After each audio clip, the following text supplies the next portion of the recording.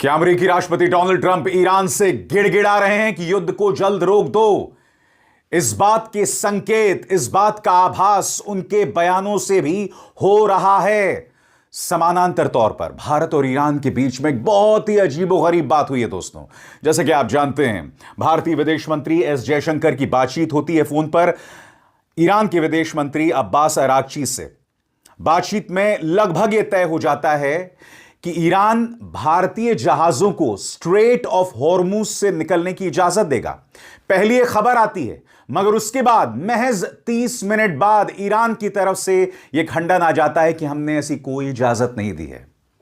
राहुल गांधी ने आज संसद में प्रधानमंत्री नरेंद्र मोदी पर करारा प्रहार किया। बकौल राहुल गांधी, प्रधानमंत्री नरेंद्र मोदी बुरी तरह से घबरा गए हैं, पैनिक कर गए हैं और उनके पास कोई योजना नहीं है। राहुल गांधी ने एक बार फिर चेतावनी दी।